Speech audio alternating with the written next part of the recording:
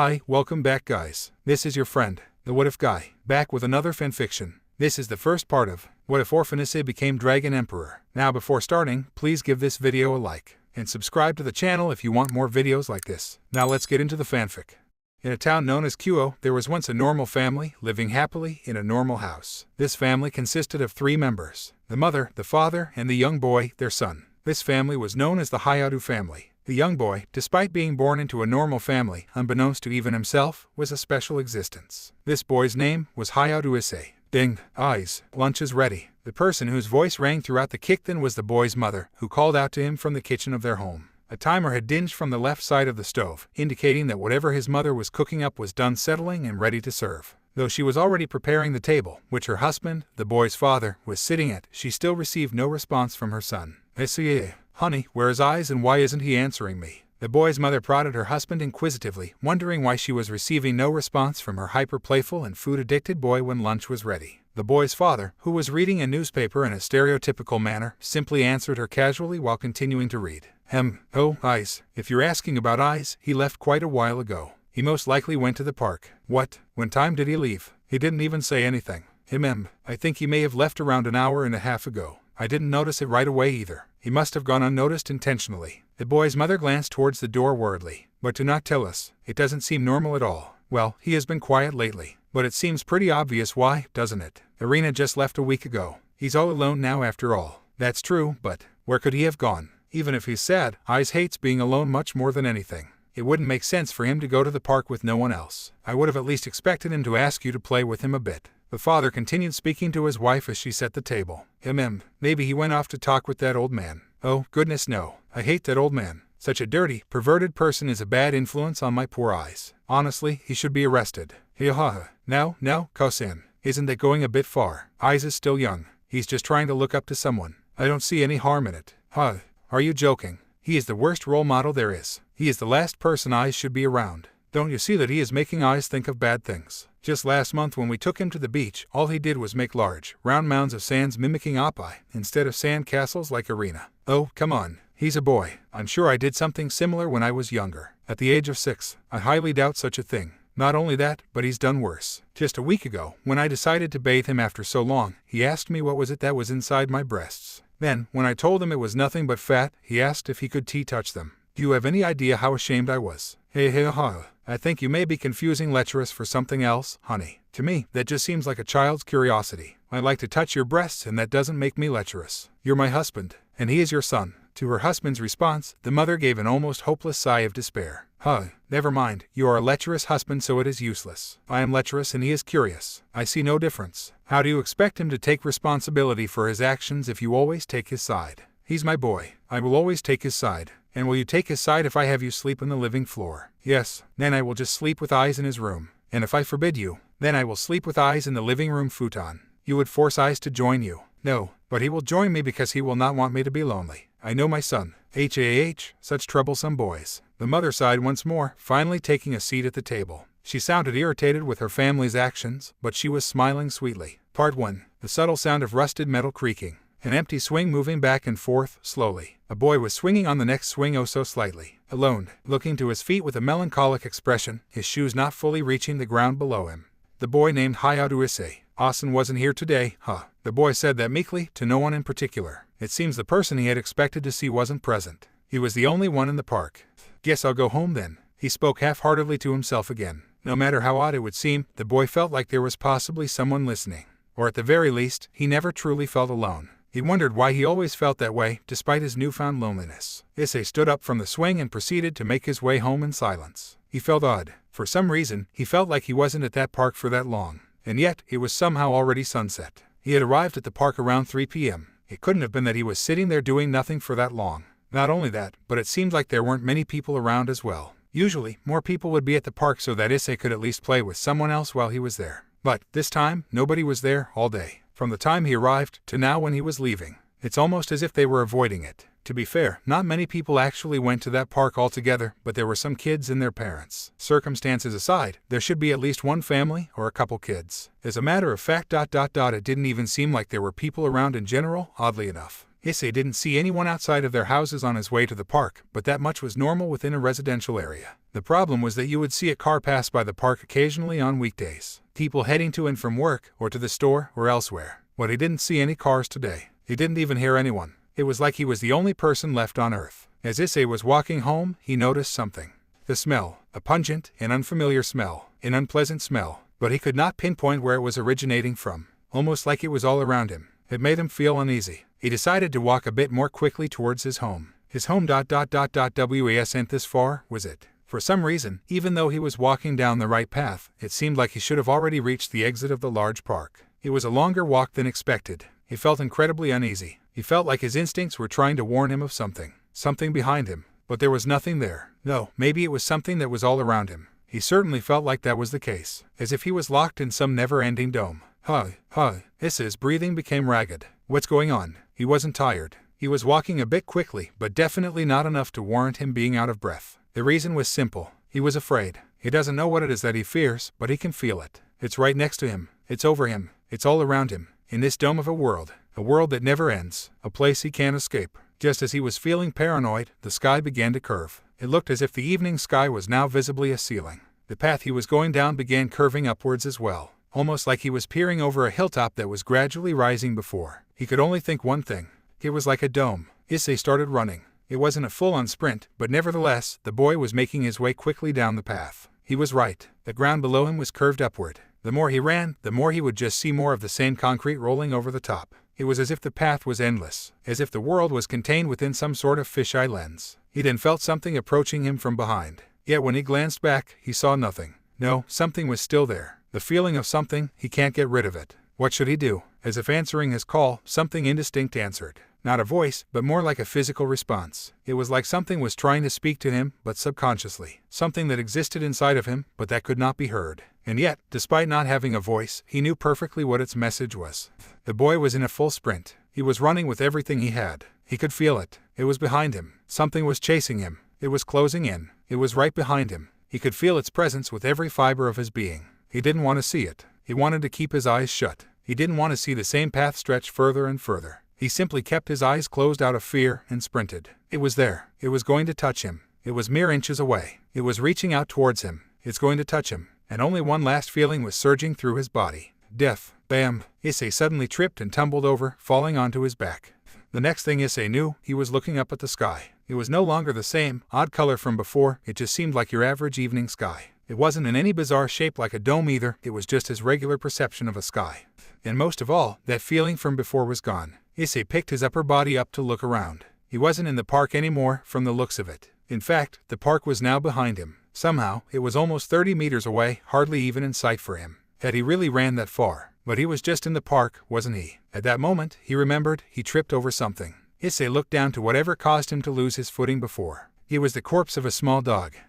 He couldn't help but squeal. After what he had been through, he was already paranoid enough, but now there was suddenly a dead puppy in front of him. Upon closer inspection, it looked like the dog had been crushed by something. Oh, you must have been run over, huh, Wan-chan. Despite seeing the corpse of an animal, Issei calmed down quite a bit. As weird as it must have been to admit, the puppy corpse must have given him a sense of reality after the surreal, nightmarish event he was experiencing earlier. Out of an underlying fear, he resolved himself to forget about what happened earlier to the best of his ability. Meanwhile, the poor dog was laying there, lifeless. Its death was most certainly instantaneous. Issei assumed that it must have been a truck or some other type of vehicle. It appeared to have its midsection completely crushed. It must have been a vehicle. After all, nothing else could have done something like that. Issei stood up straight, despite the subtle weakness he felt in his legs. Despite the misfortune for the puppy, Issei couldn't help but think, oh well. After all, there wasn't anything he could do for it now. The poor thing was long gone. The best he could do was tell a neighbor or an adult. He was in the suburban area now, so that was the wisest choice. Issei walked over to the nearest house without a fence and knocked. Knock, knock. No response. Oh, well, maybe he should have rang the doorbell first, he thought. Ding dong. The cutesy-sounding doorbell rang and Issei waited patiently for someone to eventually answer the door. But it was odd. It seemed a bit too easy to hear the doorbell from his side of the door, didn't it? It wasn't a loud doorbell, so for it to be so clearly audible to him was off-putting. That only meant that the house was eerily quiet. Not to mention, the lack of an answer. Could no one have been home? No, that couldn't be. All of the lights in the house were clearly on. As a matter of fact, there was even some light peering through the door frame. Issei pushed the door a bit. The door creaked open. No, in fact, it was already left cracked open just a bit. Realizing this, another bundle of fear began to swell within Issei. He wanted to go home. He did, but something urged him forward. Right now, it felt like his being was comprised of two clashing personalities. One was telling him that this place was dangerous, the other was telling him he needed to check inside. Was it possibly because there might have been someone in there? Was it his instincts telling him these things? It certainly didn't sound like anyone was in the house. So, why does he get the feeling that there is someone? And why does he feel like that same thing from earlier was telling him the exact opposite? Don't go inside. His better judgment would have been to listen to whatever was telling him otherwise and back away. Walk home. But if there was someone in there, then why does it feel like Issei shouldn't abandon them in here either? Creak. Issei finally decided to open the door entirely. He didn't announce his presence. A wise decision, unbeknownst to him. The lights were on, just like he thought. The first thing he noticed was the staircase, presumably leading up to the bedrooms. To his left, he saw a living room. It was empty, but other than that, everything seemed relatively normal. The TV was also left on, playing some random talk show. Meow. Ugh. A cat scurried past Issei's legs, running straight out of the doorway with no hesitation. It almost appeared to be running from something. Well, if the family was home, then he might as well apologize for letting their cat escape. The next room was to his right. It was a kitchenette. Onii-chan. Issei froze. There was a little girl standing there. She was standing near a kitchen table, staring right back at Issei with an emotionless expression. She was a small girl, probably around 4 years old, with blue eyes, a brown-haired bob cut, and wearing a large pink shirt that basically went down over her knees. But most of all, she was drenched in blood. Issei approached the little girl without hesitation, despite his overwhelming sense of fear. Every part of him was screaming at him to run out, yet he didn't. Onii-chan. The girl said it again and stared blankly at him. Her eyes were empty and dull, like that of a dead fish. Her expression was hollow, and aside from her head, she didn't bother to move. She had her arms hanging down loosely at her sides, with a rabbit plushie in her right hand. Issei's mind was racing now. Why was this girl covered in blood? Where is her family? Where are her parents? There was nothing in the kitchen that indicated anything bad occurred. Everything around them appeared spotless, aside from the girl's bloody footsteps leading into the kitchen from a separate hall. What on earth could have happened that could bathe her in this much blood? Thump, thump. The sound of heavy footsteps brought Issei's mind to a halt. Coming from the left of Issei, where another door was leading into the back section of the house. It was the same area that the girl's footsteps led into from. Meanwhile, the entrance which Issei came through was behind him. For some reason, he had the feeling that he needed to be ready to run for his life. That reason was Freak.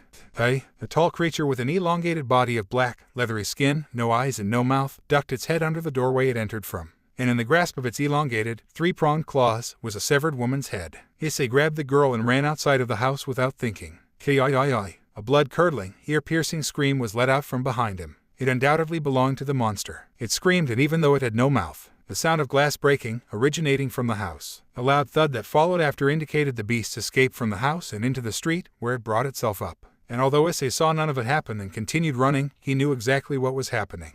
It's going to chase after them. Kiii. In a second, it was above them. It was running and jumping across rooftops with little difficulty. No matter where Issei took a turn, the beast jumped to an adjacent rooftop and effectively caught up. Only Issei's fear-ridden mind ran faster than the monster itself. Run faster. Faster, faster, faster, faster, faster. Issei was running with all of his might, but along with the girl's weight and his previous sprinting, he was already at a physical disadvantage. It's hard enough carrying another child when you're a child yourself. No, in reality, that didn't matter. This monster was certainly faster either way. A monster. A real monster. Issei questions whether this creature was at the park before or not. Is that what was following Issei originally? If that was the case, why didn't it get him right away? No, wait. If it's the one from the park, then maybe I can outrun high. The moment that Issei's thoughts had become slightly optimistic. Slice. The monster had slashed his back open. Ugh. Issei tumbled over, while still maintaining his grip on the girl that was latched onto his chest. He rolled over multiple times, sliding against the hard ground to a stop, smearing a blood trail across the street. Despite that, he couldn't feel the pain due to adrenaline.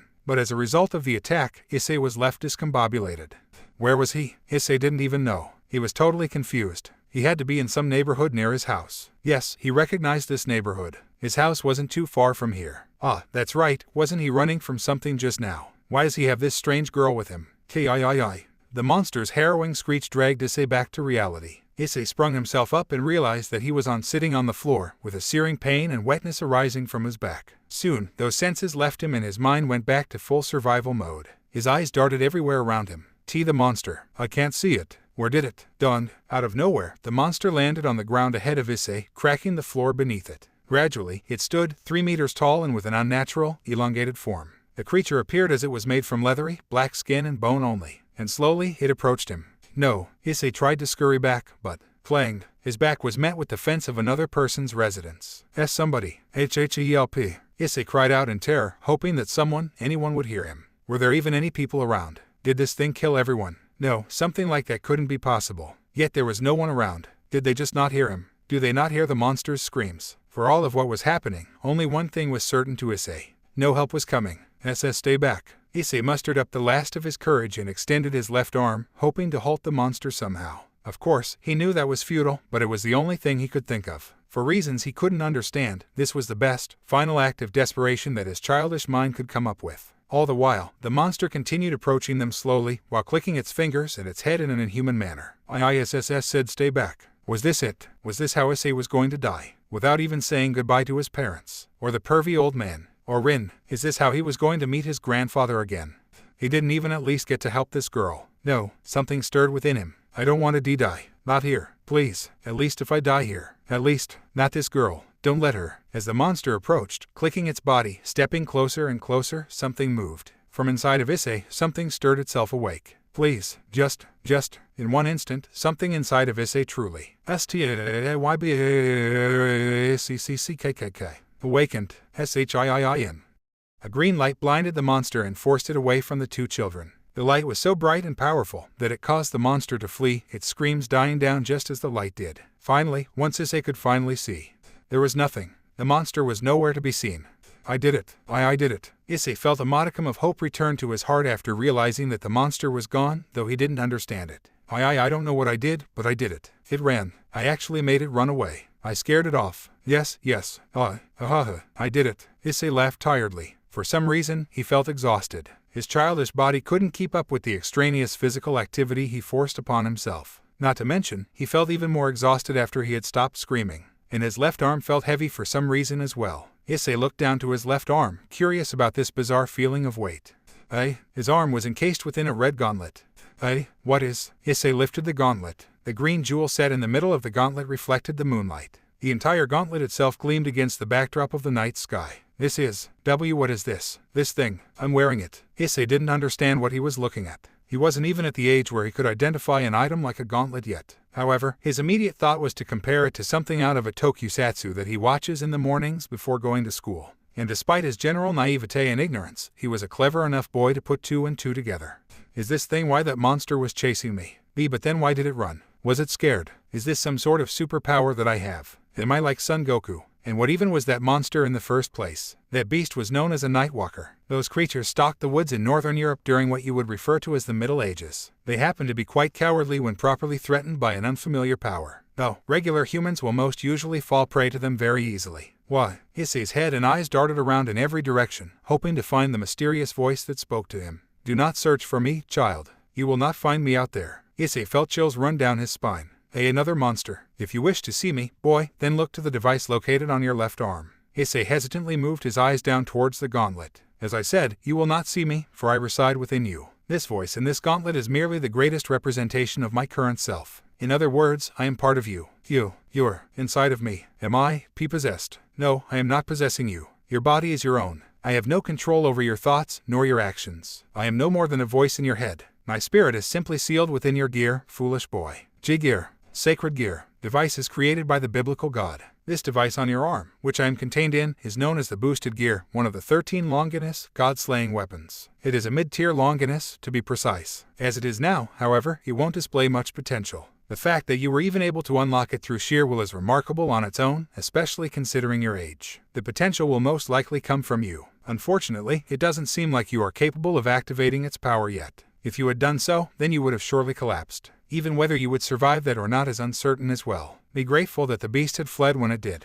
Issei had no words. If anything, he didn't have thoughts either. Hardly anything the voice said was being properly processed within his young mind. Too many big words didn't help his case much either. It seems that I was the foolish one to believe that you could comprehend such complex and foreign concepts. Forget about what I've told you for now, that can be discussed later. More importantly, you must find somewhere safe to hide. The disembodied voice's words reignited the fear in Issei. What? Why? Is there another monster? Quiet, boy. Do not speak aloud. You can communicate with me through thoughts alone. You needn't announce yourself to anything else. I can think to you. Okay. Then, what's the problem?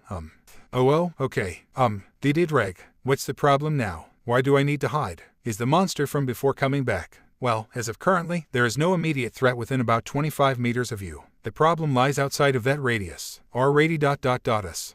Immediate means now, right. So, I'm not in danger now, but something far away is dangerous. 25 meters. Okay. How far is that? Unimportant. The main issue is what, not where. Oh, okay. Then, what is it? Many things. Magical beasts of different variety, measuring in completely different levels of strength. The one you faced was a major weakling. Much of its power outside of physical capability was nothing to note. It's only because you're a child, let alone a mere human before unlocking me, that it even posed a threat to you. Had those people from before not been measly humans like you, they might have survived their encounters. Issei remembered the woman's severed head from before, and was then suddenly reminded of the girl in his arms. She was unconscious. Maybe it was during the roll or the initial mayhem, but she ended up passing out. What was he supposed to do with her now? Focus, my young partner. We have greater issues at hand. If you don't find somewhere safe soon, then you will surely perish. There are many approaching threats far greater than the measly Nightwalker roaming about. They are all moving in separate directions, at random. They are most likely like-minded beasts with no true direction, wreaking havoc across this village you reside in.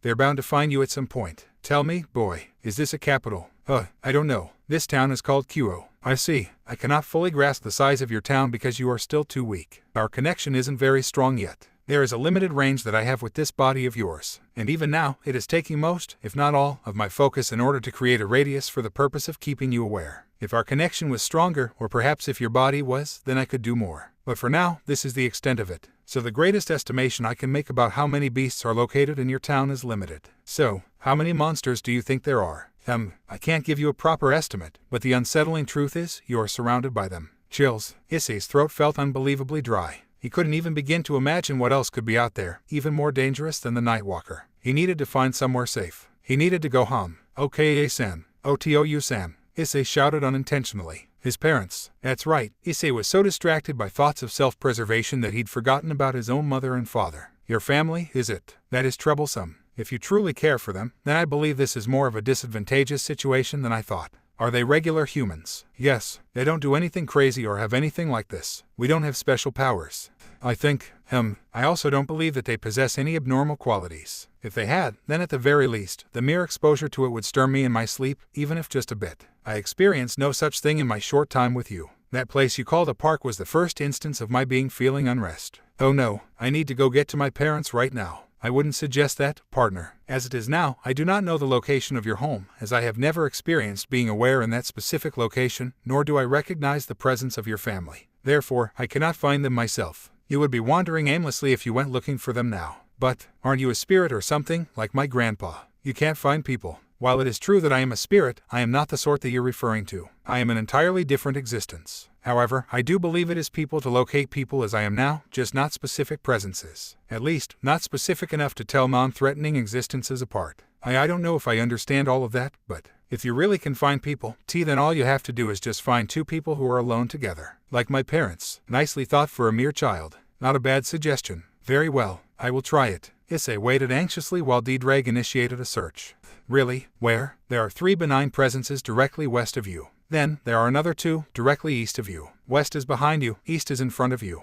So, east. That's ... this way. In front of me. Issei looked ahead of himself. Indeed, that did seem like the general direction of the house. He can only assume his parents haven't moved yet. Even though he lost his way initially, he should know his way back if he reaches a certain street he's familiar.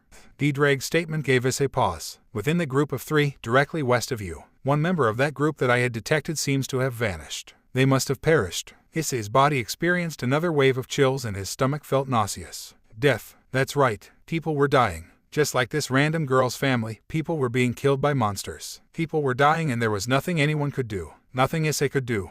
Hey, D-Dreg-san. You said this thing. This, gear. You said it does things right. It's my power, right? Do you think I can use it to kill those monsters? No, that's entirely impossible. As you currently are, you will die in an instant if you go up against any of these.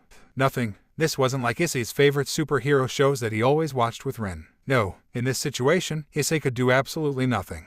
Why is this happening to us, D-Dreg? Why? I'm afraid I don't have the answer to that, partner. I've never witnessed such a peculiar event either. It's odd for such an ensemble of powerful creatures to be in such close proximity to each other naturally. Their auras differ in magnitude and compatibility. Most of them feel as if they belong in entirely different parts of the world, and some even remind me of the netherworld. Something like this could not be a spontaneous event. Spunt. What do you mean by that, D-Drag? It means this was intentional. Someone did this to you. Intentional. That word means on purpose. Yes, there is no other likely possibility. You are in the human world, with the wrong beasts in the wrong areas, all packed closely together. This situation does not, and cannot, occur naturally. No way. Who could have done something like? The image of the random girl's decapitated mother flashed through Issei's mind once again. It was quickly replaced by his own mother's head. I have to go. I have to find Mom and Dad. Partner, I cannot guarantee that when you locate your family, they'll be safe. I can't focus all of my attention on keeping them in view either. My first priority is to make sure that you survive this. The greatest advice I can provide you with is to tell you to hide yourself. If you can't do that, then I will prioritize masking your presence, at the very least to the point where no beast will stumble upon you in close ranges. And doing that will require practically all of my attention.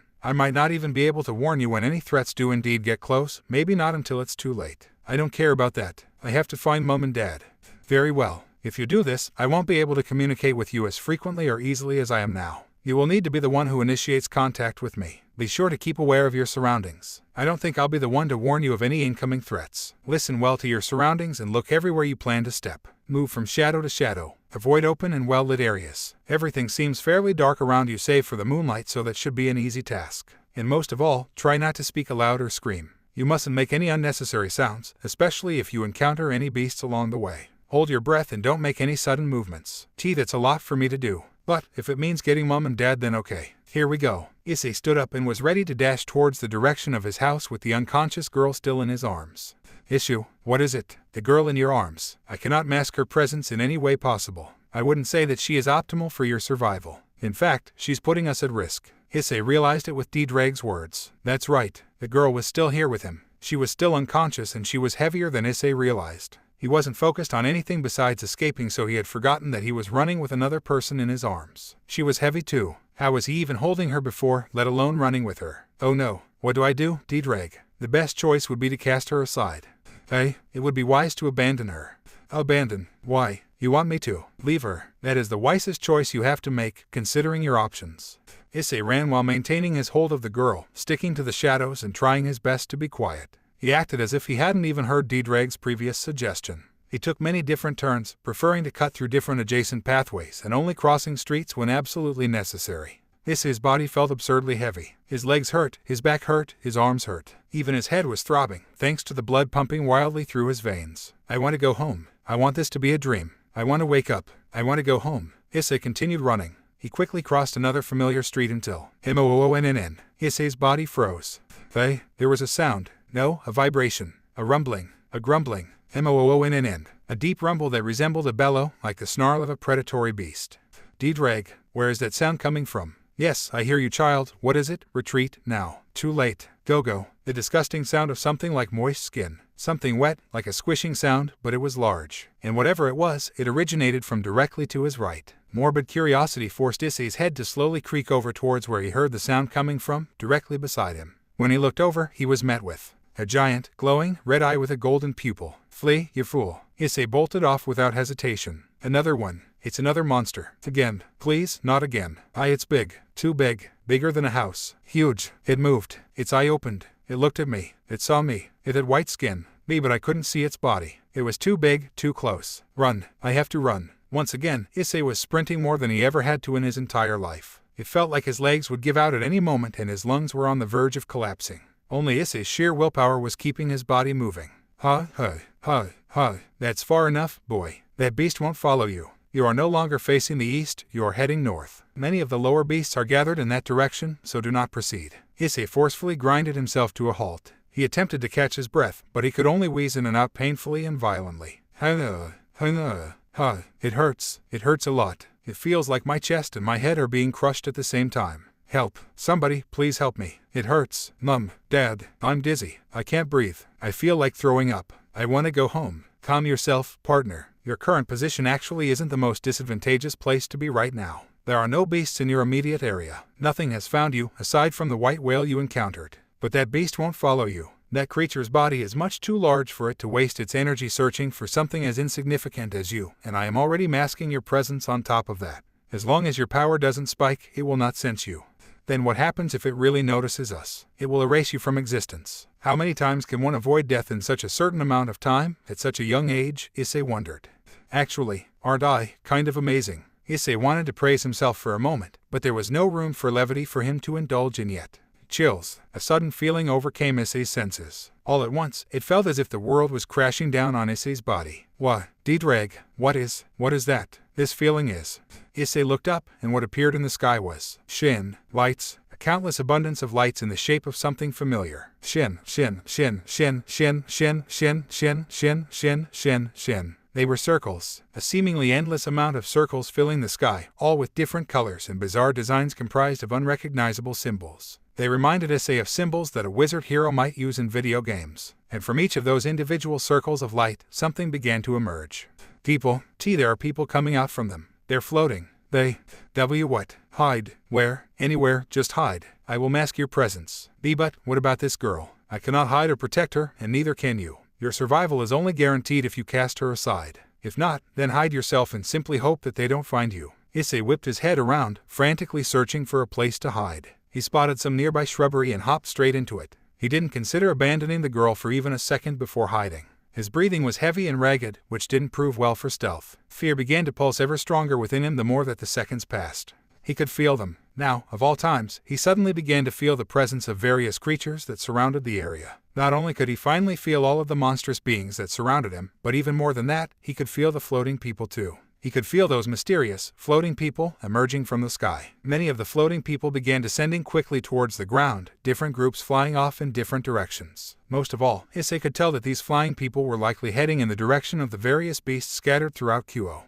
Like a fleet or a legion, they were in groups, flying in separate directions, hunting different monsters, presumably. Issei also noticed that the largest group was sent in the direction that Issei was previously in. Those flying people were headed towards the giant, white one with red eyes. A dark, incomprehensible feeling wrapped around Issei like a blanket. It was unlike any feeling he experienced before. Was it anger or Diedreg? Are these the people who did this to us? Control yourself, partner. You may indeed be a child, but regardless of that, the boosted gear has just been unlocked at near full capacity. Your body, no matter how small, will release pressure in response to strong emotions. Whether or not your body will maintain itself after releasing that pressure is the issue. And I'm not confident that it will. That's why you must stop. Diedreg, who are these people? Why do they fly? Why do they have wings? What are they? Issei questioned Diedreg worriedly. Diedreg's response indicated a slight, lingering disgust. There was once a time when Issei's best friend, Rin, had warned him of such existences. Something called devils or evil spirits, beings who robbed the souls of innocent. Those who insulted the name of the Lord simply by existing. Those who wreaked havoc and disgraced the holy teachings. These were those same beings. They were real after all. Devils, what meddlesome little creatures. Our situation truly is a disadvantageous one indeed. Issei looked around the sky. Most of the devils that had populated it were now no longer in sight. They must have scattered around and went to the monsters. No, that wasn't the problem. The problem was that he knew they were now all around him, just like the beasts themselves. Not to mention, Diedreg, those ones in the sky. Those are, your assumption is correct. Those four figures that you see are indeed the most powerful amongst these creatures. They seem to be surveying the landscape and providing intelligence or relaying commands. I'm certain even a child like yourself can feel the pressure they emit, even from this distance. Amongst devils, even they are monsters. Monsters. Whilst looking up at the night sky, Issei could see those four figures congregated together with the shape of the moon silhouetting their bodies. Each of those four appeared a different color. One red, one green, one purple, and one pink. And, of course, amongst those four, it was the red one that captured Issei's attention. The one that he couldn't remove his eyes from. No, it wasn't red. It was a different shade. It was crimson. Yes, a crimson mane of hair, flowing freely due to the breeze of the night sky, glistening against the backdrop of the moonlight. What happens if one of those monsters finds me? You would perish within an instant. No resistance you could manage would reach them, even in your dreams. I dare say there are a few amongst that group that would have relatively no trouble dealing with that large beast you encountered before. I can't handle this, Diedreg. You will die should you refuse to. And along with you, your family. MAWW. A loud roar interrupted the communication between Issei and Diedreg. That was close by. It was only when Issei looked ahead of himself that he noticed a few shadows appear above the rooftops of some random houses. Then, the sound of something being pierced, followed by a painful howl. MAW. Suddenly, the large body of a beast crashed down in the street in front of him. Why, it's dead. What even is that thing? That is a manticore. Wait, watch out. They're approaching our location. Do not move. Issei placed a hand sternly over his mouth in order to silence himself. multiple figures landed near the corpse of the beast that had struck the ground. 3 figures, to be exact. It was them, the devils. The trio of devils stood around the corpse and began speaking to one another. They were speaking in Japanese. How many have they identified? Unknown.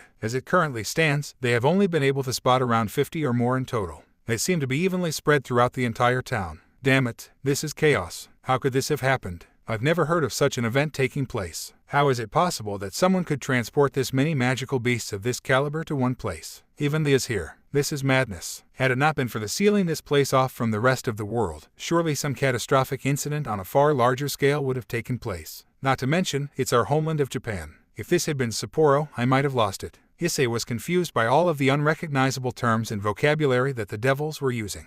What are they talking about? They killed he monster and now they are sounding worried. Did they not do all of this? And the other one said Sapporo. He called it his homeland. But that's not possible for monsters, unless they live among us. While Issei was lost in his thoughts, the devils continued their cryptic conversation. Indeed, what truly haunts me is the fact that, if there was a being with the capability to transport such beasts, then why would they limit themselves to only a place like this? Why attack such an unpopulated area? Why not attack the underworld with this power? What sort of motive would drive them to bring the beasts only here? Perhaps their range was limited. That might be an illogical conclusion to make. They have the capability to transport an S-class beast such as the white whale. Not to mention, the other SS class just south of us, the one that distorts time and space. Its spectral dome is practically inescapable, but outside of that, it's not as hard to contain as the whale. The south, that was the original direction we had come from. Is that thing they're talking about? Was it the monster that trapped me in the park? I see. That must have been why your sense of time and space was distorted then. You should thank me, boy. My intuitions were the only thing guiding your instincts into an escape route. Thanks. In any case, whoever summoned these creatures isn't concerned with range. They must have an objective that lies within this place. A town of humans. Yes, an ideological objective, I'd imagine. An ideological objective. You mean, this is a political attack? That's not really a possibility, is it? Don't forget, the current was present for some secret business before we arrived. It might involve that family. It's just as he says. Indeed, had mention of his father visiting this place offhandedly, when he was speaking with another Mao-sama during the Rating Games Awards ceremony. Could this be an attack from a separate faction then? A declaration of war? Not likely. Apparently, the subordinates have already identified the magic that brought these beasts here. It was uniquely demonic in nature. This could be the act of a traitor. What? A traitor, you say? What sort of traitor would be capable of accomplishing such a feat? Not just one, I'd guess. There has to be more of them. Something like this wouldn't be possible for one being alone. This is the act of a group, not an individual. A possible attack on Lord Gremory's life by a group of traitors. Is it possibly the actions of a revived? Impossible. That faction is no more. An event like this is too chaotic to be considered a mere civil strife. This mayhem was constructed for the purpose of sending a message. No other reasons could be attributed to the seemingly arbitrary killing of more than 100 humans. For what reason? It was ordered that the humans were no longer a target by all sides. If this was the will of those in the deceased Satan faction, then for what reason did they transport so many dangerous beasts in areas not inhabited by anything but humans? Why not instead send the white whale to the location of the Gremory household? Why not bring it to the territories of the underworld? Is their only target the Gremory? This attack must be symbolic. It's ideological in nature, surely, but what message could they be trying to send?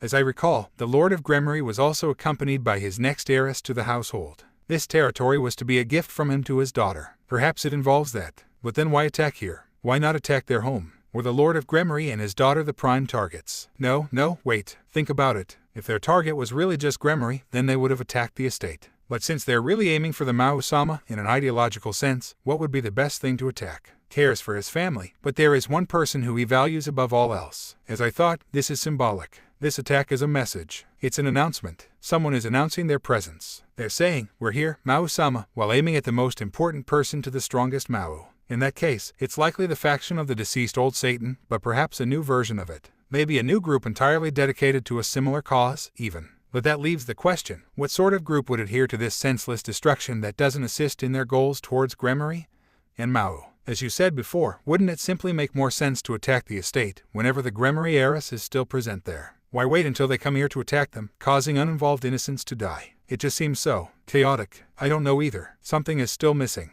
I myself do not understand yet why they did not attack Gremory head-on. Moreover, who would even be able to bring these beasts here? Was detected amongst the lower-level beasts. However, none of it has been detected on those of great ability such as the whale, which means the weaker ones were sent here by devils and the rest. They could be the result of a sacred gear. A sacred gear. Humans working with devils is. Could they be trying to hide the fact that they are devils? No. If that was the case, it would be more logical to have just the sacred gear user transport all of the beasts instead of a few. This detail appears to be intentional, as if to mock us by saying, this is what our human ally can do. Either that, or they're using reincarnated servants like us.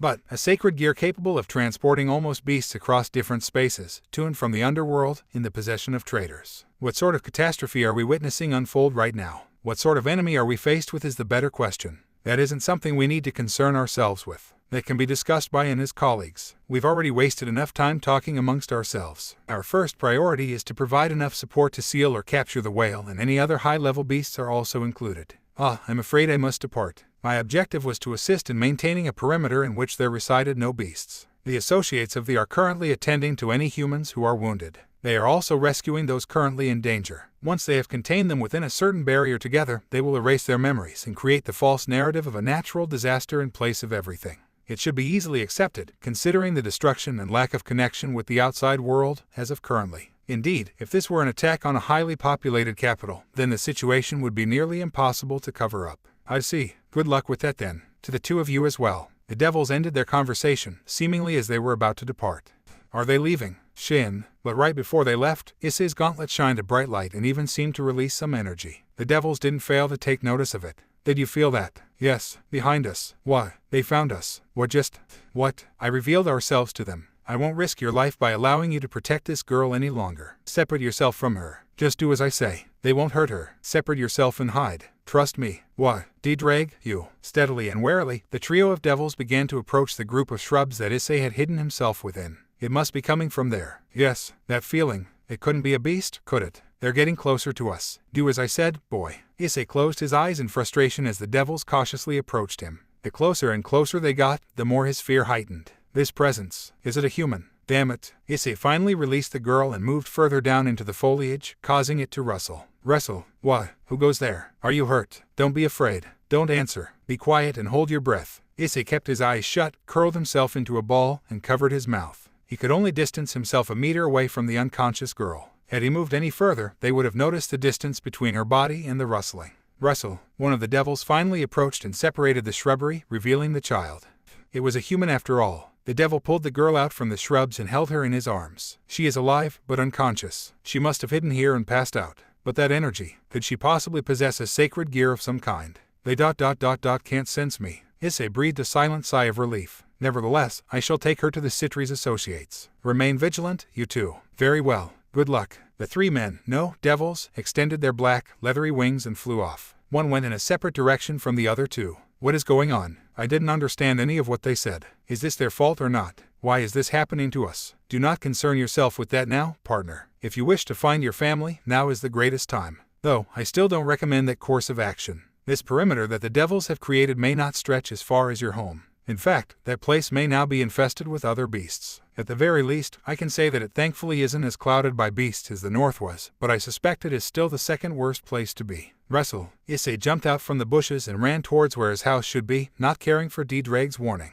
Mum, Dad, please be okay. I'm coming home, so please be okay. Please. His body felt heavier than ever before. He couldn't believe the physical stress he was under. His entire body was on the verge of collapsing. Pure willpower was what kept him moving forward. His sides hurt. He was hungry. He was exhausted, mentally and physically. He was hardly aware of his surroundings anymore. It all really felt like a dream. It was surreal. It didn't feel real in the slightest. But that's all right. When he saw his parents, he knew it would all be all right. He would wake up when he saw them. The three of them would have breakfast together and his mother would comfort him after his bad dream, like always. He knows it. He'll apologize for everything he's ever done. He'll be the greatest son ever. He'll make his parents proud. No more perverted stuff from the old man from now on. No more pranks against his aunties or uncles. No more being depressed about Rin. No more difficulty making friends. No more troublemaking. He'll take that martial arts class his dad wanted him to take. He'll ask his mum to color some coloring books together with him like when he was a toddler. He'll kiss his mum every morning. He'll hug his dad every day. He'll never ask for anything he doesn't need or act spoiled.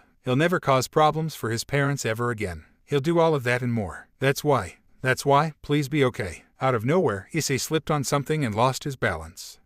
He landed flat on his back, causing the wind to be knocked out of him temporarily. Thud. Ugh. He groaned in pain. If he wasn't already in pain from the physical stress, then he was definitely hurting now. On top of that, his back was wet for some reason. What? Issei reached around his back to feel whatever made his back feel so cold. It was, of course, a liquid. A thick, almost sticky liquid. It smelled too. Issei lifted his hand to see if he could get a better view of the liquid staining his palm. He couldn't see the color of the liquid because he was currently lying in the shadow of a house. The moonlight couldn't reach him from his position. All he knew was that it was a fairly dark color. He put his hand up to his nose and tried smelling the liquid again to see if he could recognize it. Copper, a familiar copper-y smell. Issei lifted his upper body up with a small groan. He could feel the thick liquid seep down into the bottom of his shirt and shorts. Whatever it was got on the back of his legs too. It was even in his hair. The feeling of it dripping down his back ... It felt gross. Once again, he decided to put the liquid up to his nose. It did smell familiar after all. Doesn't this smell like that girl that I saved? Crack. The sound of something breaking.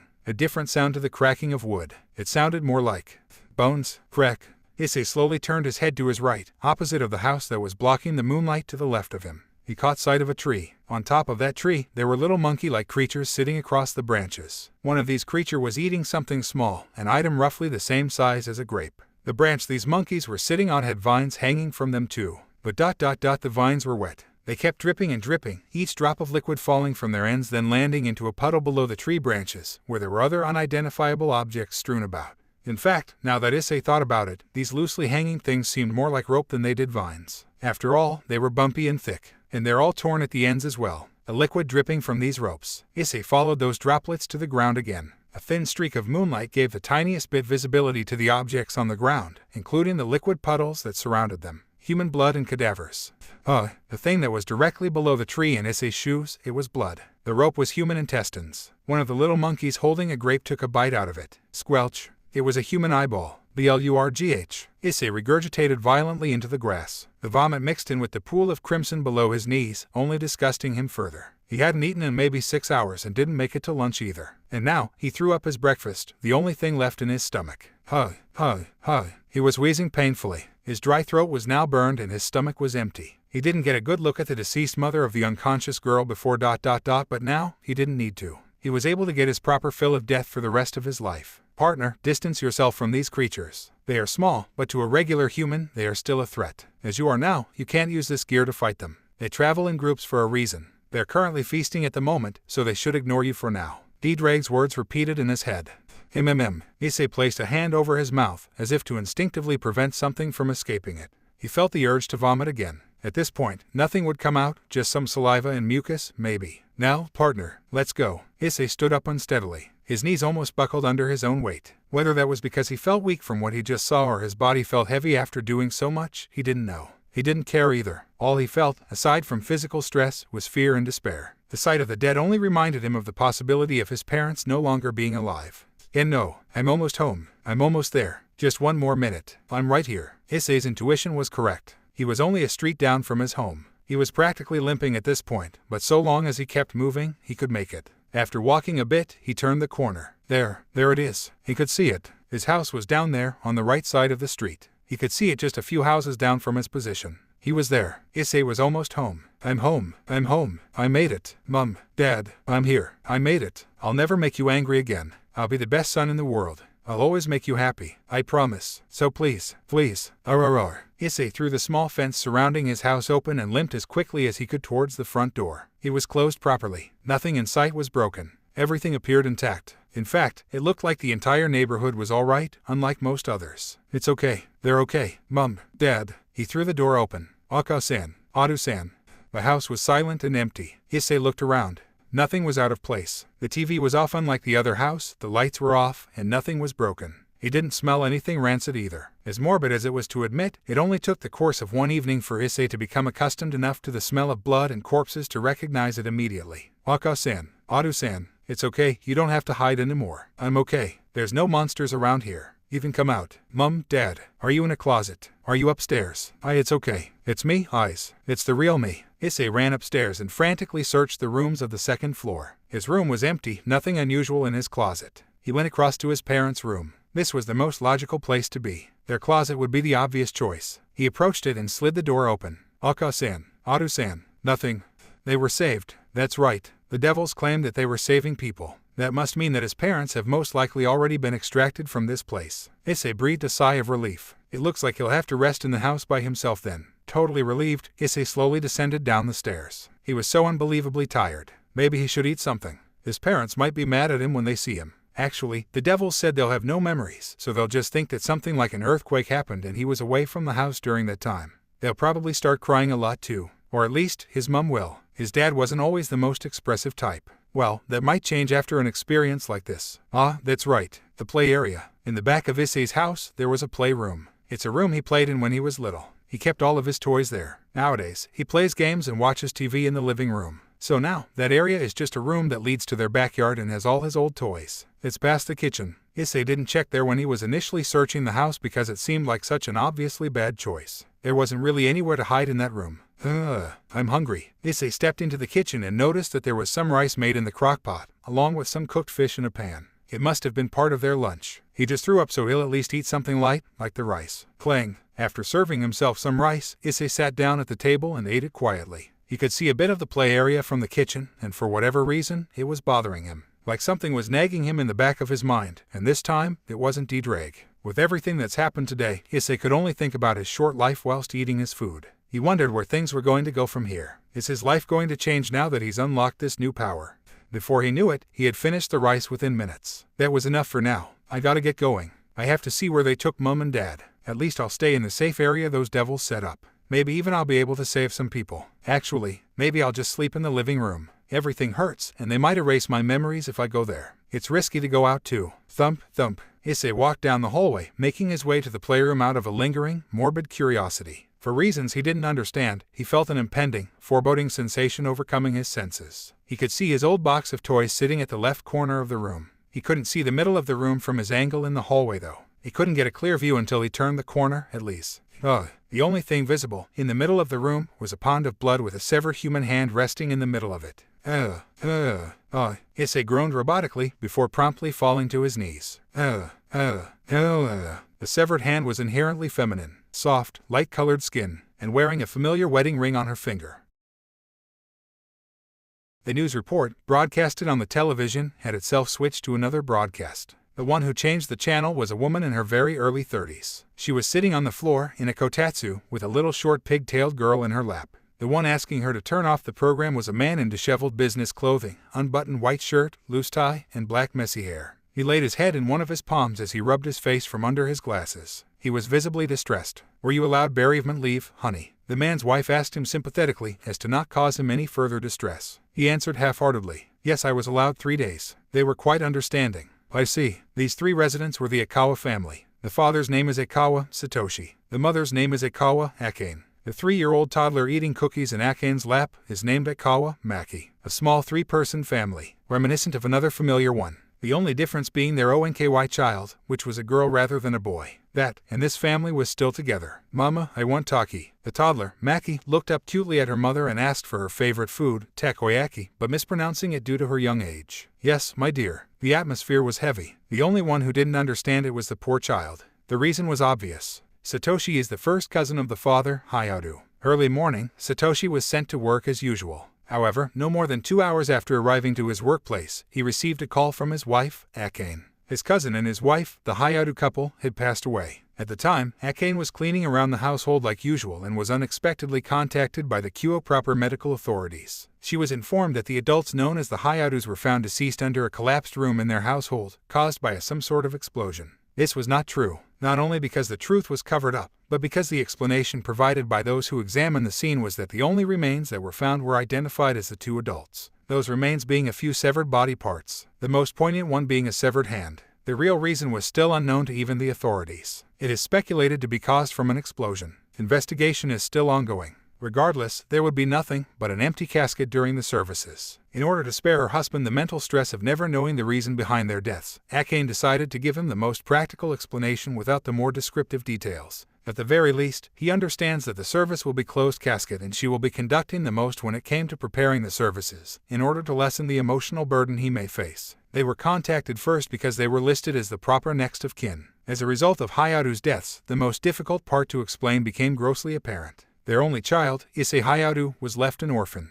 Akane was conflicted about what to do about the situation. Satoshi was not. He was excused from work for the next 3 days for bereavement, courtesy of his manager. He did not return home. Rather, he went to retrieve Issei Hayato without hesitation. He was in the custody of a Department of Children's Welfare. He filled out the proper paperwork and brought Issei back home with him. The boy was dead. There was no light in his eyes and no life in his movements. There was not a single word uttered by either of them. He simply picked the boy up into his arms, placed his coat over his head, and drove him home. There were no words that could be said, and even if there were, Satoshi did not know them. In truth, reality had not set in for the man yet. The tragic outcome to a random, non-major, natural disaster was all too surreal. Satoshi kept thinking that if he returned Issei home, he would be greeted by a happy-go-lucky idiot of a father to the boy, a foolish younger cousin, standing at the door with a smile to greet him. This was something he did not drive to the residence to confirm. Satoshi brought the boy into the house. His wife immediately brought herself to her husband and took the boy from his arms. She took him upstairs and held on to him, silently, until he fell asleep. Not a single word was said by the boy, nor to him. There was simply nothing that could be said. Their daughter would finally meet her cousin, under the very worst of circumstances. Not yet understanding why he would not come down from the room to play. Satoshi and the boy's father were not inseparable or anything to that extent. But their relationship was good. They spoke often enough. They played together when they were young.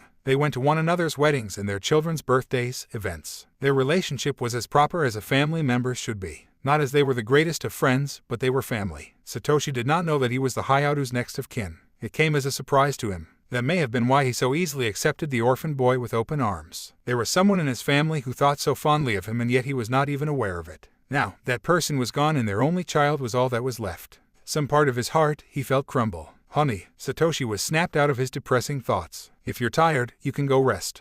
No, it's fine. I'm all right. He responded tiredly to his wife's concern, causing her to only worry more. Are you going to wait for him to wake up? To that question, Satoshi had no answer, not even for himself. Mama, Taki. The toddler tugged down on her mother's shirt incessantly. Yes, my dear. I know. Akane stood up, walking with Maki in her arms to the kitchen. Satoshi was left to sit alone in silence, watching the TV with a vacant expression. That's right. It's my daughter's birthday in a week. It's going to be your boy's birthday in a few months too, isn't it, Itoko-kun? He said that dryly as he stared absent-mindedly, with empty eyes, at the talk show on TV. DxD. Upstairs, in one of the few rooms of the house, the boy laid silently in bed, curled up in a fetal position, like the lonely child he was, hoping that, at some point, he would awake to the warmth of his mother's grasp. And from within his mind, an unfamiliar voice spoke to him. Partner, are you awake? Is that it? Is this where your journey ends? You will allow yourself to waste away, here, in this room. There is nothing. Diedrag mum pops there gone there is I have nothing left. I am sympathetic to your loss, you are my host, after all. But, is this really how you intend to live your life? You plan to live it in misery. They're gone, Diedrag. My mum, my dad, I'm alone. I see. I do not understand such concepts as tragedy and family, having experienced neither. So losing such a thing is detrimental to the heart. Many of my past hosts did not have proper family. Some of them killed their own. It was something I could not easily comprehend. My family was all I had. I don't have anything else left. Not anymore. You do not thirst for revenge. Revenge? You mean payback? I am weak. I don't know who did it. It doesn't matter anymore. Their conversation ended with that. Knock knock. A light knocking was heard on the door of the room he was in. After some silence, he heard a voice follow it. Issei-kun, I'm going to enter. Dakun. The door opened, and some light from the hallway partially illuminated the dark room. The person standing at the door was the boy's uncle, Satoshi. He looked onto Issei from the doorway. The boy was lying in the bed on his side, facing away from the door. Some food will be ready soon. I'm sure you'd like to eat. Did you eat anything when you were with the welfare department? There was no response. A deafening silence was obvious, even with the subtle sounds of cooking downstairs. Satoshi would more easily hear his heartbeat than a single breath from the boy. Maki-chan has been wanting to see you as well. She would want to play with you. At her age, you are her first cousin. After all, Satoshi hesitated a bit when saying that. It was as if something in his subconscious ate at him as he said it. But, again, there was no response. His harvest bore no fruit. With a defeated sigh, Satoshi decided it was enough and slowly began to close the door. At least come down to eat when we're gone. Creak, Dakun. And quietly, the door shut. Taki. Little Maki was cheering while sitting in the kotatsu as her mother placed her dinner on it. Maki loves the kotatsu and practically never wants to leave it. She is just a child after all. So, because of her, they do usually have to eat dinner at the kotatsu. Maki-chan, remember what you say before food. Itakimasu. Yes, good girl. Itadekima. Slide. Just as they were about to eat dinner, the sliding door to the living area they were in opened. There stood the boy with his head down. Truthfully, the parents were shocked to see him. The first ones to realize it were the mother and her daughter. Still so, the girl moved before her mother did. Aizku. Nai. The girl interrupted her mother excitedly, calling out her cousin with an incorrect, babyish version of the term big bro. She quickly slipped out from her mother's lap and waddled her way towards her cousin, who lifted his head a bit in response. That's right, this was the first time he met this girl, his uncle's daughter, his baby cousin. She was small, unsteadily making her way towards his legs, and her head only went up to his stomach. She had brown hair and short pigtails. She was wearing a pink onesie pajama. Most of all, she was unbelievably adorable. She resembled her mother. She also resembled that bloodied little girl. The girl almost tripped when she reached Issei, but the boy caught her. She smiled brightly up at him. Nay, Taki, in what had felt like years, for reasons unknown even to himself, Issei smiled ever so slightly. Maki lifted her arms, indicating she wanted to be held. Issei slowly picked her up and walked over to Akane, passing her the girl. See, come now, Maki-chan, not everyone can pick you up when you ask them, you know. Akane said that to her daughter a bit nervously. She was shocked seeing the boy smile after how dead he had seemed hours ago. Well, seeing a 6-year-old boy pick up another toddler half his size so easily also threw her off, but she was hardly thinking about that. Even more caught off guard than her was her husband. Satoshi didn't say anything. Once again, he had no words. What could he say? Should he begin small talk? What sort of insensitive family member would that make him? He obviously can't start with the subject matter itself. That would only spoil the atmosphere and ruin Issei's attempt at connecting with people around him again. Should he ignore him? That shouldn't even be an option. His own cousin was gone. His nephew's father. How was he supposed to address such an issue? He didn't even know how he was supposed to explain that to his aunt, the boy's grandmother, and his child's grandaunt. His wife was the one who ended up informing the boy's grandmother. The call was long and silent on his wife's side. It was obvious that there wasn't much to be said. It was something meant to be said in person, but she would find out from someone else, if not them, most likely her other son. But as the next of kin, he felt they had a responsibility to explain it to most of the family members. A few of them already knew, after attempting to contact the Hayado family and receiving no response, when learning of the Kuo casualties. The first ones being Satoshi's sister, another cousin to the Hayado parents. When she had been called to receive the confirmation, she had begun crying a bit. She couldn't help it, since she was considerably close to the Hayado wife. However, she believed that her 8-year-old daughter would have more trouble dealing with this because she is very emotional, even more so than herself. She cared for her aunt, uncle, and their son. To believe that all of this happened because of what was considered a minor event. Looking at all of it from the outside, it was an absolute tragedy. But now, Satoshi and his family were faced with the greatest challenge there was, confronting this issue with the Hayado's very own son. Satoshi wasn't confident that he could handle it. He couldn't even handle calling his aunt when he had the phone in his hands. His wife made all of the calls on his behalf. He felt like a coward. Wait, Maki-chan. Satoshi was snapped from his thoughts again, seeing his daughter crawl out of her mother's lap with a takoyaki ball in her hand. She crawled into Issei's lap and lifted herself to his head and held it up to him. Nay, Taki. She held it up to him from her palm. Some of the sauce was on her hand and the top was just a bit squished. Maki. But before Satoshi and his wife could interfere, something extraordinary happened. Issei lowered his head and took the ball into his mouth, effectively eating it in a few bites. Thanks, Maki-chan. He gave her a weak smile. His strength hadn't returned to him, but he was still trying. His baby cousin smiled happily in response. She then reached for another takoyaki ball from the plate in front on her mother. Wait, Maki-chan. You can't touch it with your hands. Here. Her mother pricked one of the takoyaki balls with a toothpick and lifted it to her daughter's mouth. Here. Maki opened her mouth and took the takoyaki into her mouth. Of course, she immediately grabbed it out of her mouth and handed it to Issei. Maki-chan, I just said.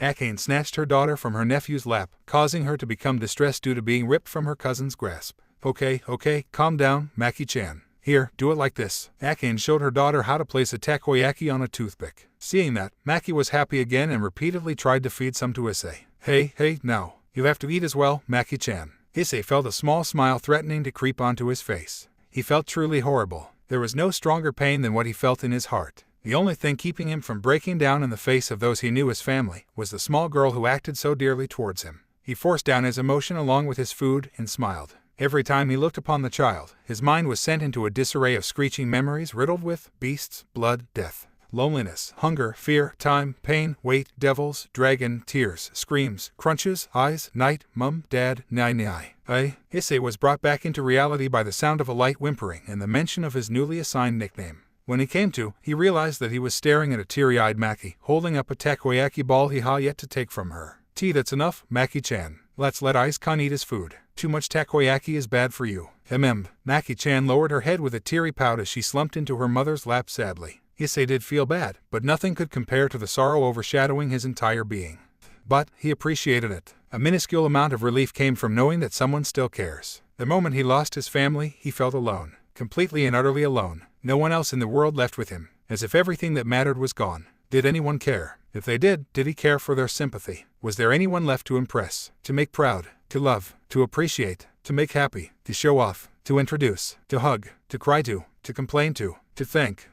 Nay, hide. Wait, Maki-chan. You have to finish dinner before you play hide and seek. The girl suddenly seemed excited and had already escaped from her mother's grasp the moment she told Issei about hiding. She ran off and out of the sliding door to another room. Akane could only sigh at her daughter's antics. My dear, I am sorry, Aiz-kun. She'll come back soon enough. Yet, Issei stood up. Aiz-kun. T109876544321. Oh okay, time's up. Here I come. The two parents could only watch in disbelief. Issei had his back turned to them and counted down the seconds, effectively accepting Maki-chan's offer to play. He walked out of the door and into the hallway, leaving the parents alone together. When Issei stepped out of the living area, he closed the sliding door and took in the scenery. Right in front of him were a set of stairs, against a wall, leading up to the second floor. To his right was the entrance to the house. He decided to search the first floor, considering he didn't hear footsteps going upstairs. There was another room, past the stairs, that he entered. It looked like a playroom. A playroom. He entered it, against the will of his subconscious hesitation. Rustle. He could hear the subtle sound of movement on carpet. At one side of the room, there was a small coffee table with a cloth over it. He could see the tip of the girl's cute sock sticking out from under it. Her feet were small. She had an adorably small stature in general. She was innocent. She was happy. She was normal. Why did it have to be me? The moment he heard the girl's giggle, Issei felt chills run down his spine. An enormous amount of disgust filled him. Why did it have to be me? What sort of reaction was that? So, just because it hurts, that means that it was alright to imply that someone else should feel his pain instead. It's alright to think someone else should be unhappy instead of himself. It's alright to envy others for something that has nothing to do with them. It's alright to have thought, even for a moment, that this girl should have been the victim instead. The girl was giggling from under the table while wiggling her little toes. Issei got on his knees and quickly lifted the cloth. I found you. Maki speedily crawled out from under the table, trying to get away. I won't let you run. She squealed playfully as Issei caught her leg and dragged her back, while she repeated her attempts to get away. After a few minutes, the two children started playing other various games. The last one they were playing involved Maki's favorite dolls. Playing house with them, specifically. She is, of course, making her doll cook some takoyaki. Taki. Issei held the same little smirk from before on his face. He hated himself. He was a legendary being. A god killer. He was special. He hates it. He hates the idea of it. Somebody who could look down at this little girl and think it's not fair. I hate you. Issei thought that as he looked down on the smiling girl, the image of his own stupid face sitting on top of hers. Do not blame yourself, partner. That envy is a natural response. Then I hate the fact that it is natural. I hate it all.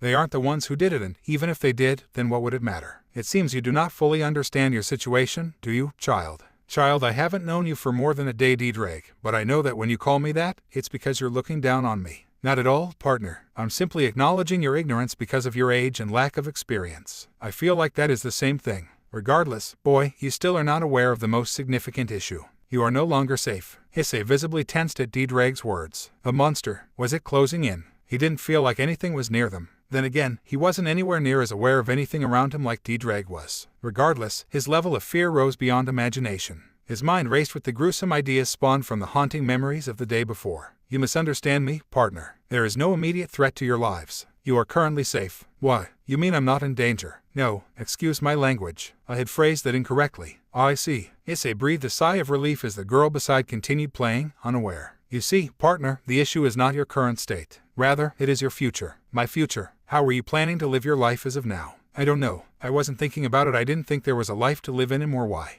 What are you saying to me, Drag? You are this generation's Sekyuute. That is a reality you cannot escape. Just the same as you cannot escape your family's death. It is a truth that has now been uncovered. Are you saying that somebody knows I'm here? Not necessarily. Not yet.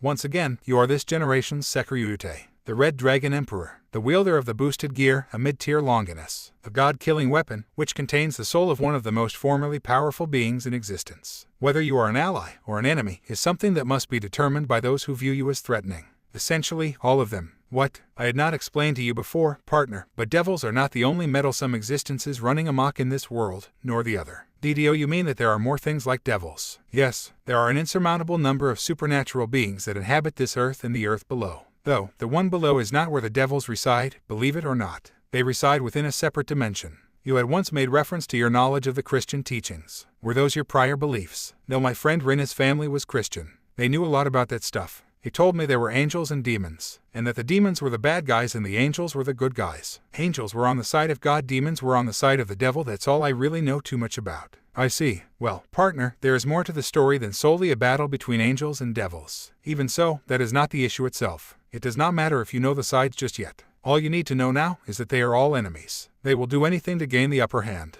And you are that upper hand. What are you talking about? You are the Securiute. It goes without saying that you are a valuable asset to any side. You possess an immensely powerful sacred gear and your future potential for it is higher than average. It would be foolish not to pursue you. Pursue. D-Drake's words resonated within Issei. They were going to hunt him. Yes, to put it bluntly, you are a target in every sense of the word. You are valuable and you are dangerous. You cannot be left unattended. You will not be left unattended. They will come to recruit you. If they cannot accomplish that, then they will see to your disposal. Disposal. They will destroy you. My question to you, boy, is, do you care for these people? That is I. Issei looked down at the toddler playing with her doll. Why are you asking me that, D-Drake? Do you not understand? They will find you, all of you, then, what will you do? Taki. Maki smiled up at him, with blood on her face.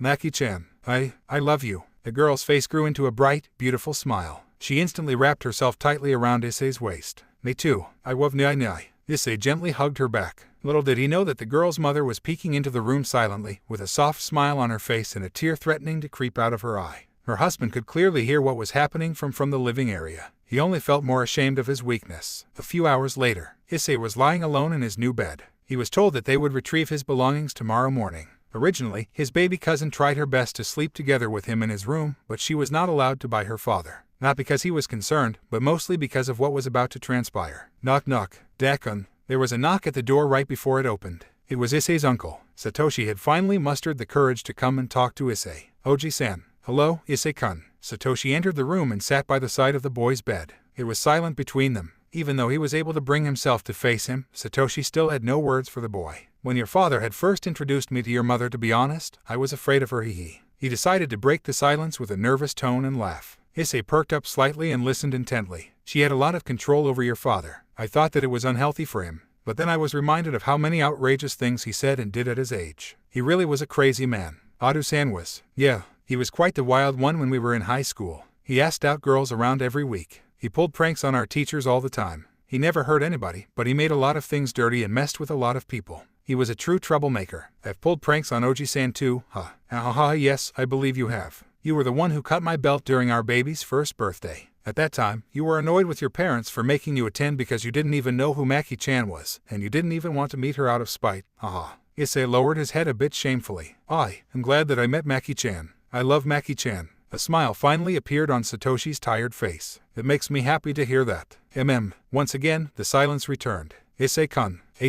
We are your family. I want you to remember that. We are your family. We will be by your side as well. I will take care of you the best that I can. At the very least, that is my promise to you. And my promise to your father. To that, Issei had no response and only held his head down. The familiar silence returned once again, this time, lingering for longer than ever before. Until, a few sniffles were heard from the boy. His body was shaking. Tiny droplets of water landed on his knees, falling from his head. Slowly, Satoshi brought his nephew into a soft embrace. Good night, Issei-kun. Good night, Oji-san. Dakun. After comforting his nephew for a bit, Satoshi was out the door and on his way to bed. He quietly entered his bedroom, where his wife lay in bed. She happened to notice him and lifted herself up. You spoke with him? Yes, Dakun. How did it go? Good. I think ...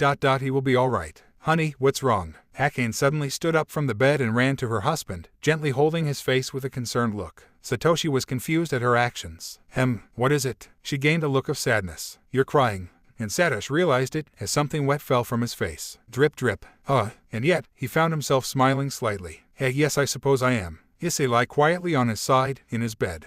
Yeah, Issei answered D-Drake out loud. His grip on the blanket tightened intensely. There was a dark, ominous expression on his face.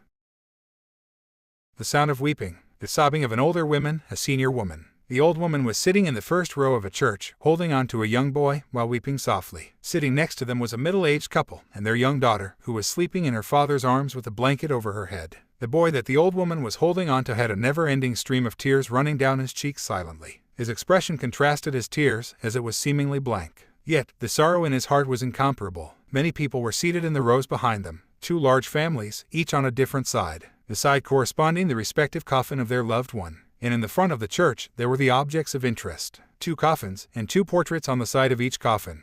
2 empty coffins. Sobbing was heard throughout the church. Though not very loud, a few of them were noticeable. Light music was being played while a couple of televisions were going through a slideshow of pictures of the family. Most of them included their son. The slideshow began with their first Christmas together as a young couple, and ended with a photo as recent as a month ago, displaying their time at the beach with their son and his young friend. Whenever the slideshow ended, it faded to black, then showed a slide displaying their birth dates and death dates. After that, the slideshow repeated itself over again. Satoshi did not count how many times he watched the slideshow repeat itself. At this point, he memorized the entire order of the ensemble of pictures. He was glad that his little girl was asleep on his shoulder. It was early in the morning, so she is always asleep during this time. He would prefer that she didn't watch her beloved great-aunt or her beloved cousin weep together. His wife was the unlucky one, being seated right next to the crying duo on her left, although she did volunteer as to not let her daughter easily hear their sorrow and interrupt her sleep. Every once in a while, someone went up to the coffins to pay respects or spend a few seconds of silence in front of them. It felt like the services had been going on for hours and hours. With each passing minute, the reality before him had finally set in for Satoshi. His cousin was gone. So was the man's wife. The Hayatu family was essentially no more. And his aunt, Issei's grandmother, now only had one son. A grandson that is yet to have had children with his wife. The only true remnant of her deceased child being his very own son, which she held in her arms, her grandson. Satoshi's gaze was locked onto the coffin of his cousin. A coffin, he knew well, was empty. But in his voice, all he could hear was his cousin's voice. Satoshi, you won't believe it. He's alive. My boy is alive. We're at the hospital right now. He's in my arms. My baby boy is alive. He's healthy. His name is Issei. After 2 failures, we finally did it. Oh, thank God. Thank God. I may just become a Christian after all. Oba-san. The thing that snapped Satoshi from his memories was the robotic-sounding voice of his nephew. Satoshi turned to his wife, whom the boy had seemingly called out to. The boy had a hand tugging on Akane's shirt. He was looking up at her with an emptiness in his expression and hollow eyes. Where are Mom and Dad? I want to see them. The boy's grandmother slowly wrapped her arms around his entire body, putting him in a blanket and holding onto him as she began sobbing loudly. Sob, sob. Her cries reverberated off of the walls of the quiet church. One of Satoshi's shaking hands was brought up to his face as he held his head in it, and the sounds of his memories played in his head again. Oh, a daughter, huh? Well, that should definitely make both of our mothers happy. Who knows, my mother might end up liking her more than she likes Issei. Though I doubt it. And if we get desperate, we can just marry them off in the future. How about it? Hey ha. He could not cry, for he had his sleeping daughter in his arms. Yet as if to respond, his body would begin to quiver to an unreasonable degree. The Hayatu family was no more. Part 1. It was the next day, the day after the services. In the early morning, a young girl named Maki Akawa was watching some of her favorite TV shows, mostly consisting of magical girl series. Though she enjoyed watching the series regularly, she didn't seem to be enjoying it as much as she normally would. Mama, Maki called out to her mother from the kitchen, who was cooking an ensemble of her favorite foods from hamburger to taki and more. There was also a large cake on the table. When is Nai gonna wake up? She asked her mother with a sad face. It's no wonder she would be asking that. Of course she would want to be spending her birthday with the cousin she loved so much. That's right, it was her birthday today, the day after the services. What cruel irony. Her mother responded in an unsure manner. Well, dear, I don't know. Only Ai-chan is very tired from yesterday after all. Maki lowered her head dejectedly. She grew a bit of a pout. She wiggled her little body off of the couch she was sitting on, landing on the floor, and made her way out of the room. Maki-chan. Akane looked back when she didn't hear her daughter respond. She didn't see her on the couch, so she decided to peer out of the kitchen. The only thing she saw was a small body making its way up the stairs. No. Maki-chan, wait. Akane quickly turned the stove off, as to not burn anything, and scrambled over to catch her daughter before she reached the upstairs bedroom that she didn't want her to. But as she made her way up the stairs, she realized she was a bit too slow. Knock. Nai. Let's play. No. Maki-chan. Akane knelt down to Maki's level and placed her hands on her shoulders. Listen, Maki-chan. You can't be bothering Oni-chan when it's a time like this. I know it's your birthday and I'm sure Oni-chan wants to spend time with you too. But he can't. But why? I don't love Maki. No, that's not it. I'm sure that he does, but unfortunately, Maki was much too young to comprehend the concept of death yet. So even if Akane tried to explain Issei's grief to her, Maki wouldn't understand it. If anything, it was sad that she was just a young girl, wondering why her beloved cousin was locked in a room on her birthday, rather than playing with her. She wonders if this is how the memory will stick in her head. Knock. An odd pattern of knocks was heard from the other side of the door. Maki ran to the door excitedly and reciprocated the knocks. Though, unlike the previous knocks, they didn't have a proper sequence. Knock.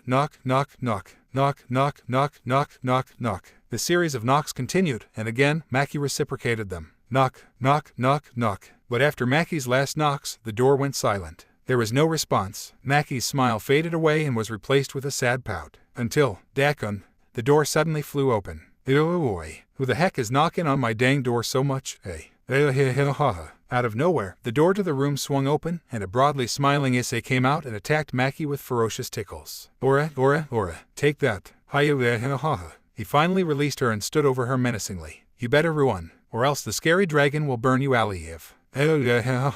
Maki scurried across the floor to reach the stairs and crawled quickly downstairs. Issei only smiled as he watched her make her way down. Akane didn't know how to respond, but she knew that she felt worried. Eyes cool. It's okay, Issei interrupted her sentence. He turned to Akane with a small smile. I'm okay, I have to be okay because today is Maki-chan's day. Issei walked off without saying anything more, making his way down the stairs. Done. In the dead of night, Issei was standing in the middle of a forest. He was training, for the first time ever. He planted his gauntlet into the body of a tree. The impact was not substantial. It hardly left some scratches. Unfortunate, partner. It doesn't seem as though you've done any damage. As I thought, even with your potential, you are still much too young.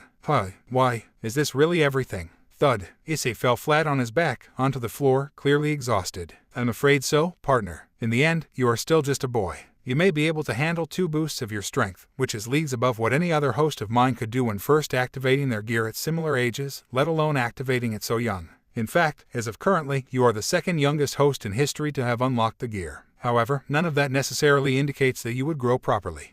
There was somebody younger than me. Indeed, he was only the ripe age of 5 years. Meanwhile, you are nearly 2 years above him. He was quite a terrifying host. His circumstances prompted the gear necessary for his survival. Not only once, but every waking day. Had he lived a full life, I do not doubt that he would have become my strongest host. He died young. Correct. He was killed before he reaching a proper adolescence.